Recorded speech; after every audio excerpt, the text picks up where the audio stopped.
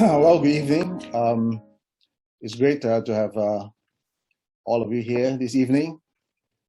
Today's topic is about weathering the storms of life, which is like, in one sense, how do you have rest? We talk about rest in that sort of like prophetic sharing just now, in sort of an extreme situation in terms of storms of life. I think if you're a Christian living in Afghanistan today, you're definitely in the thick and thin of the storm of your life. And of course, one of the most frightening experience, I think, of for human beings is really at the mercy of a ferocious wind whipping up. I was told that the highest waves can reach up to like 45 feet in height in the middle of a vast ocean. So that is a storm, right, in the sea. And if you want to know how high is 45 feet, if you go to Marble Arch at the end of Oxford Street, Marble Arch is as tall as 45 feet in height. So imagine the height of a Marble Arch, that sort of structure, are the height of the waves. And imagine you're on a ship being tossed to and fro in that storm. You have absolutely no control of where you're heading. And today I'm looking in the book of Acts, chapter 27, that describe a storm vividly that Paul himself, together with two of his companions, Luke and Aristarchus, on their way to Rome, because that was what Paul was being escorted as a prisoner to Rome while he was on the ship. Now, Paul weathered at least 3 shipwrecks before this account, and he didn't really write much about those shipwrecks, but in this particular one, possibly his 4th, his account on the ship during the storm was very clearly written down by Luke, one of his companions. As we know, the details there are so clearly marked out that I believe that there are lessons that we can learn. It's very prophetic in one sense of a physical storm that can be mapped into storms that we face in our lives. What are some of the storms that we face in our lives? It could be, we may be going through having a life-threatening disease in the middle of getting treatment. Or we may be going through a time of depression. Those are storms of life. Or you face a situation that you cannot control. It's like you suddenly lost your job and you are faced with a sort of a financial crisis. Looks like you're not able to make ends meet. That can be a storm. Or it can be a breakup of a relationship that kills your dream of a happy life. You don't really want to see, where am I heading? There's no future for me. The hope is dashed. Or somebody who's dear to you has been a lifelong support or spouse, has passed away. Or you're facing a very uncertain future where you do not know where you're heading. It's a little bit like a ship that suddenly lost its ability to control its movement, its direction, because it was caught in a storm. Now, nobody wants a storm, all right? Nobody wants to board a ship just to experience a storm because it's dangerous, it's not pleasant, and so on. But God has allowed storms to hit us because Paul himself said in Acts somewhere that he says that through many tribulations that we have to go through before we can enter the kingdom of God. So be prepared, all right? You may not have, thank God, not having a storm, but just in case in the future you may hit a storm in your life, then it's worthwhile listening to 6 observations I've made in chapter 27, how to weather a storm. So let's turn to Acts 27. We'll use the message to help us to bring a little bit of some color into it. So Acts 27. It's quite a long chapter, so it's interesting that there's so much details there. Now, this happened when As you know, Paul was back in Jerusalem. He was arrested. He was falsely accused by the high priests and the religious leaders. They took him to trial by the tribune, and then later to the governors, and he was passed from one governor to another, from Felix to Festus, and then even King Agrippa, Herod, interviewed him. But in the end, he was in prison for 2 years until he said, look, I'm going to appeal to Caesar. Why? Because Jesus appeared to Paul in a dream and said, as you have testified for me in Jerusalem, you will testify before me to Caesar in Rome. And so Paul made an appeal to say, look, I want to be tried by Caesar because he was a citizen of Rome. And so Acts 27 means that there was a time when everything was sorted out. Arrangements were complete for their sailing to Italy. Paul and a few other prisoners were placed under the supervision of a centurion named Julius, a member of an elite guard. And we boarded a ship from Adramyttium that was bound for Ephesus and ports west. Aristarchus, a Macedonian from Thessalonica, went with us. The next day, we put in at Sidon. Julius treated Paul most decently, let him get off the ship and enjoy the hospitality of his friends there. And out to sea again, we sailed north under the protection of the northeast shore of Cyprus, because winds out of the west were against us, and then along the coast westward to the port of Myra. And there the centurion found an Egyptian ship. Well, so this is the ship that hit the storm, right? Headed for Italy, and transferred us on board. We ran into bad weather and found it impossible to stay on course. After much difficulty, we finally made it to the southern coast of the island of Crete and docked at Good Harbor, appropriate name. By this time, we had lost a lot of time. We had passed the autumn equinox, so it would be stormy weather from now on through the winter, too dangerous for sailing. Paul warned, I see only disaster ahead for cargo and ship, to say nothing of our lives if we put out to sea now. But it was not the best harbor for staying the winter. Phoenix, a few miles further on, was more suitable. The centurion set Paul's warning aside and let the ship captain and the ship owner talk him into trying for the next harbor. When a gentle southerly breeze came up, they weighed anchor, thinking it would be smooth sailing. But they were no sooner out to sea than a gale force wind, the infamous northeaster, struck. They lost all control of the ship. It was a cock in the storm. We came under the lee of the small island named Clauda and managed to get a lifeboat ready and reef the sails. But rocky shoals prevented us from getting close. We only managed to avoid them by throwing out drift anchors. Next day, out on the high seas again and badly damaged now by the storm, we dumped the cargo overboard. The third day, the sailors lightened the ship further by throwing off all the tackle and provisions. It had been many days since we had seen either sun or stars. Wind and waves were battering us unmercifully, and we lost all hope of rescue. With our appetite for both food and life long gone, Paul took his place in our midst and said, friends, you really should have listened to me back in Crete. We could have avoided all this trouble and trial. But there's no need to dwell on that now. From now on, things are looking up. I can assure you that there will not be a single drowning among us, although I can't say as much for the ship. The ship itself is doomed. Last night, God's angel stood at my side, an angel of this God I serve, saying to me, don't give up, Paul. You are going to stand before Caesar yet, and everyone sailing with you is also going to make it. So, dear friends, take heart. I believe God will do exactly what he told me, but we are going to shipwreck on some island or other. On the 14th night, adrift somewhere on the Adriatic Sea at about midnight, the sailors sensed that we were approaching land. Sounding, they measured a depth of 120 feet, and shortly after that, 90 feet.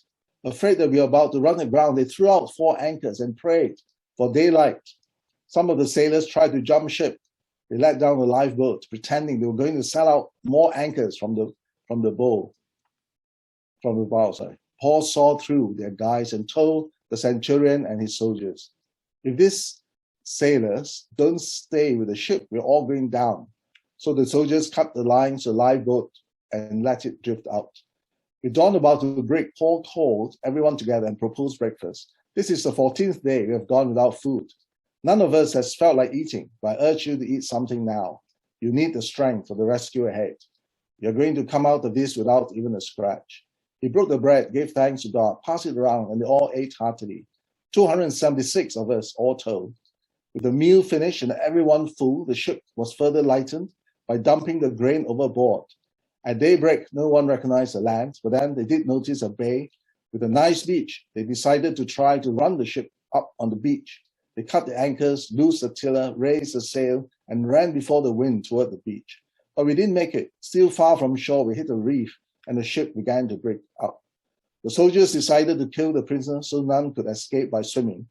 But the centurion, determined to save Paul, stopped them. He gave orders for anyone who could swim to dive in and go for it, and for the rest to grab a plank. Everyone made it to shore safely. So that's an amazing account of, Paul was in this ship that braved through a storm. You see, a storm would squeeze the courage out of any man, all right? We're talking about people who are seafaring. These are sailors, centurions, who have seen battles and prisoners, hardened prisoners. And yet they have given up hope of being saved. They have been battered by 2 weeks of storm, of hearing the howling wind and of the creaking sound of the wooden ship. And they were drenched with water because of the rain. They suffered, obviously, seasickness. They might be feeling cold, and they lost all hope. And I wonder whether there are times when we really felt that we are at the mercy of such storms, where there's no light at the end of the tunnel, there's no certainty where you're heading. You just saw despair, around you, people losing hope. And that's the sort of like storm that we can face in life as well. But there's 6 observations I mentioned that we can learn from this. One is that God is more powerful than the storm. You see, it was God's destiny that Paul was to testify before Caesar. That was what Jesus told Paul explicitly, that you will appear before Caesar. And so it's going to happen when you're in the center of God's will, when you're serving God. No storm, even though you are carried right in the middle of the storm, would detract away from the purpose of God. So no matter how impossible the situation may look, how hopeless the situation may look, and even Paul himself, I believe, must need to be encouraged. That's why an angel was sent to encourage Paul. In another version, it says, "Take courage, Paul." And assured Paul that no loss of life is going to happen in that journey. And Paul was even given instruction by the angel that the ship would be grounded on some island somewhere. Now, if you look at the map of the Mediterranean, which I'm going to share with you, they were deceived by this gentle breeze. So they say, look, the port where they were harboring was not good for winter because it was a bit exposed, and they wanted to go to Phoenix, which is just another 40 miles away. But do you know that instead of sailing 40 miles, the storm took them out, all in all, 500 miles away, across until they reached the island of Malta. Now, the northeaster was infamous in the sense that it would have led many ships to run aground on the shores of Libya. So I'm going to just show you a map, exactly how the hand of God really guided the ship in the middle of this storm. So you can see that they were sailing around from Cyprus. They went to Myra, where they took the Egyptian ship, and they tried to sail where Fair Havens is supposed to be a good harbor, and they're supposed to go to Phoenix, but instead they were caught, even sailing along here, by the northeaster that blows this way, and that ship was basically tossed, by the storm all the way to the island of Malta. They could have gone here, which is called the Great Syrtis, which have a lot of sandbanks, and many ships would have been shipwrecked here. And in the middle of the ocean here, there's no way that you're going to rescue. You can't move, and they're stuck there with no water, and they're dead. Okay, so you could see the danger that the ship would have been facing, but the hand of God will have guided Paul, even in the midst of storm, when you can't see the sun, can't see the stars.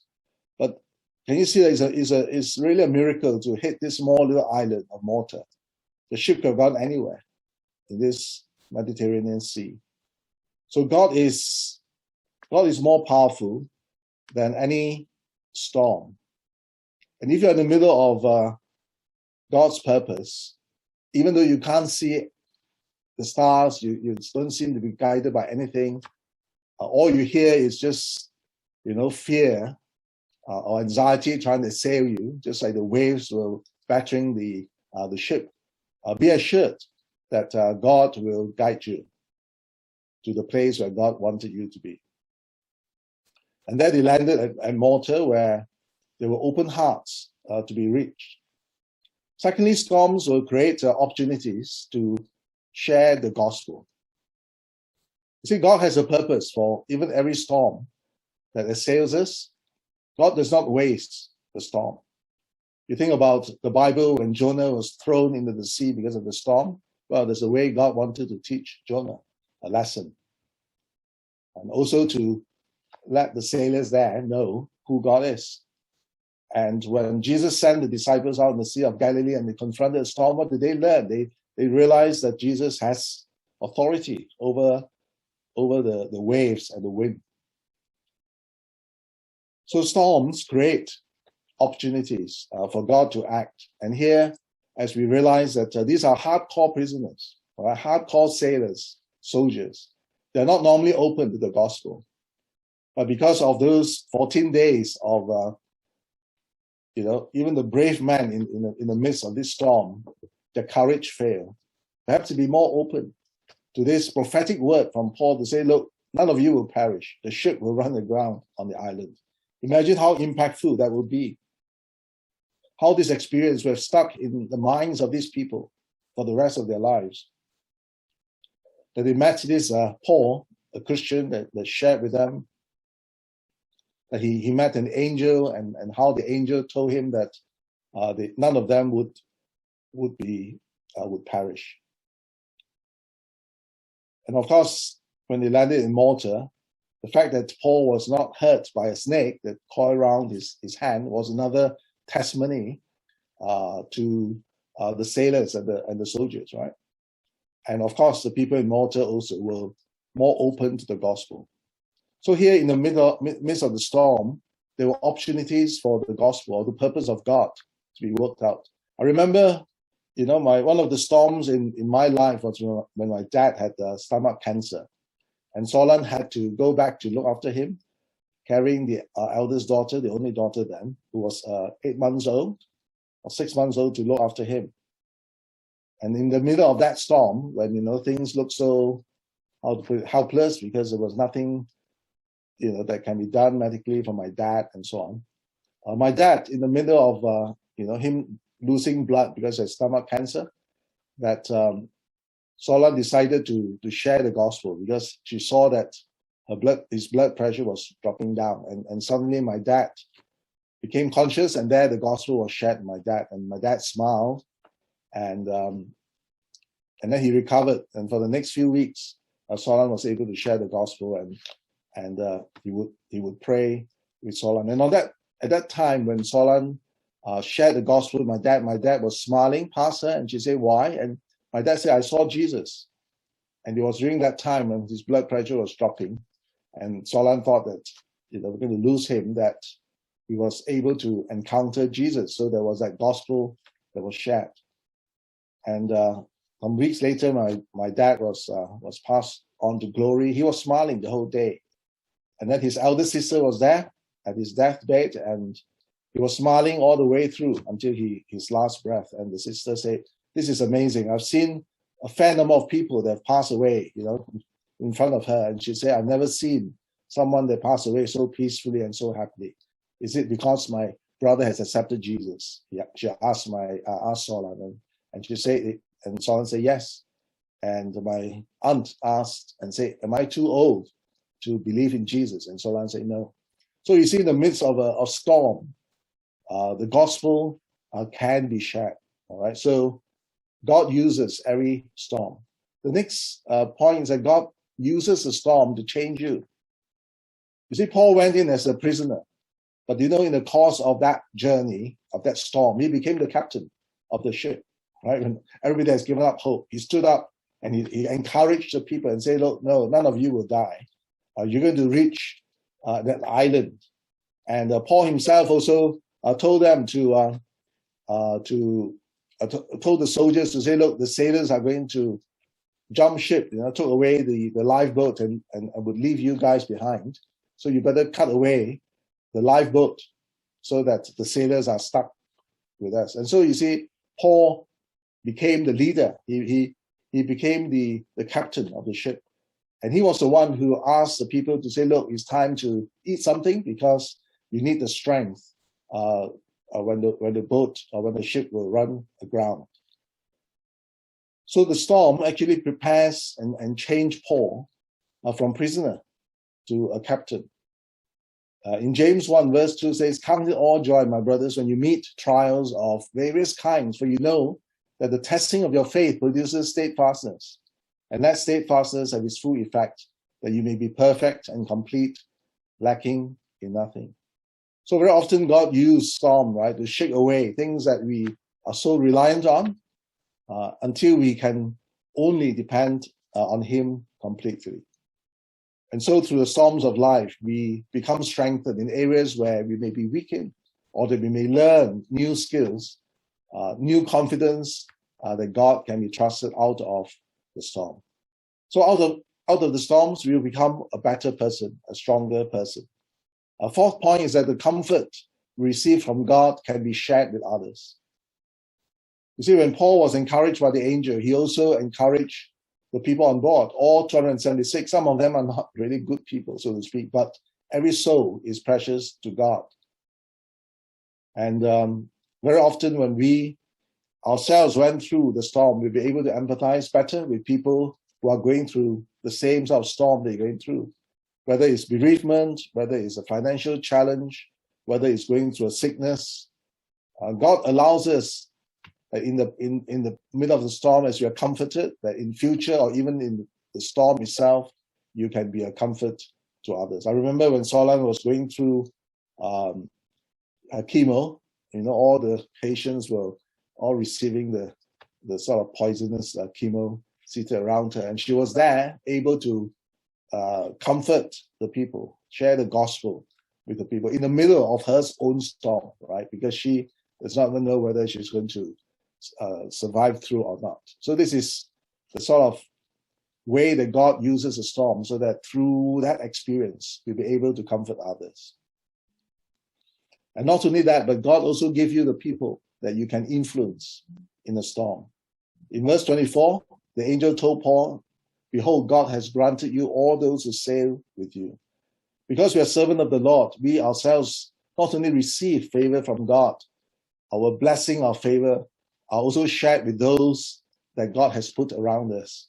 So the people in that ship, I'm sure some of them should have died, but had it not because of Paul, and the angel says explicitly, God has granted to you, Paul, all those who sail with you. Remember that God would say that I will not destroy Sodom and Gomorrah if I could find 10 righteous men, right? Because of the presence of a Christian, other people also gained a favor from God.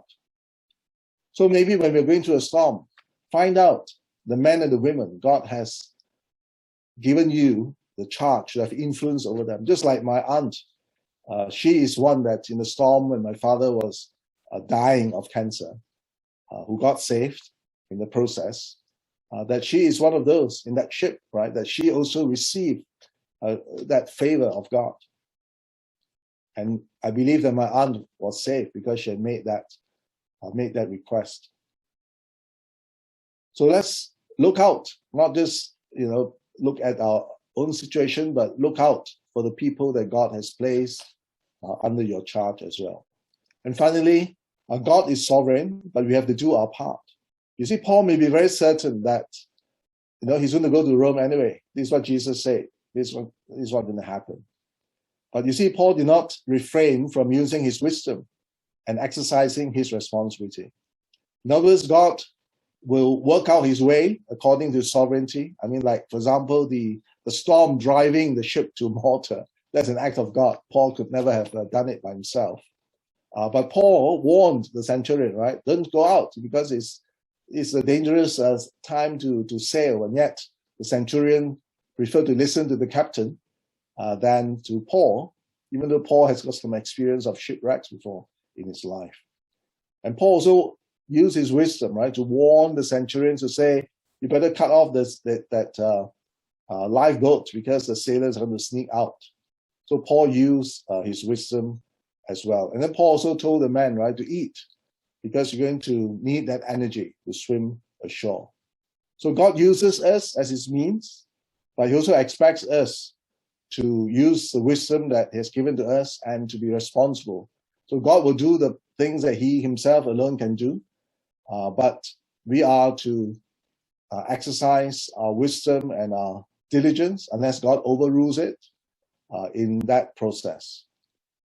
But also realize that even though, like, when Paul arrived in Malta, you have thought that, you know, everything will be good from now on. But no, I mean, the next thing that happened was that while Paul was warming himself, thanks to the fire built by the natives, a viper came along and could have, or maybe even have bitten him, but he didn't die. But he lived, and as a result, he could even has a greater sort of great credibility to preach the gospel. In other words, God is sovereign, but do not be surprised if, you know, we jump from storm to storm. But in everything, God is there for us, and that he will work out. He will send his angels to encourage us, his word to speak to us. And so I hope that all these points will help us to prepare for the storms in life.